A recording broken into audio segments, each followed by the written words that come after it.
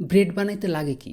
ময়দা, লবণ, পানি, ইস্ট। ময়দার সাথে পানি মিশ করে আমরা ডো তৈরি করি। লবণ এখানে আমরা ইউজ করি স্বাদের জন্যে, আবার লবণে একটা প্রাকৃতিক অ্যান্টিঅক্সিডেন্টও থাকে। এইভাবে আমরা ফ্ল্যাট রুটির ডো তৈরি করি। ময়দার সাথে পানি মিশিয়ে আটা মাখানোকে ইংলিশে বলে নেডিং দ্য ডো।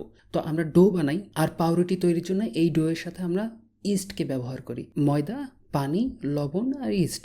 ইস্টকে ব্যবহার করা সঠিক ওয়ে হচ্ছে উষ্ণ গরম পানির সাথে মিশিয়ে তারপর সেটাকে ময়দার সাথে মেশানো। এবং এইটা হচ্ছে ড্রাই ইস্টের ক্ষেত্রে। ইস্ট হচ্ছে 3 প্রকার: dry east, instant east, fresh east.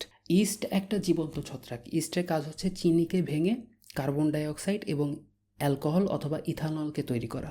ময়দার ভেতরে ইস্ট কার্বন ডাইঅক্সাইড রিলিজ করলে সেই কার্বন ডাইঅক্সাইড ময়দার ভেতর থেকে বের হয়ে আসতে চায়, এবং এই জন্যে ইস্ট দিয়ে মাখানো ময়দা রেখে দিলে পরে কিছুক্ষণ পরে সেই ময়দা ফুলে যায়, এবং এই পুরো প্রসেসটাকে বলে ফার্মেন্টেশন।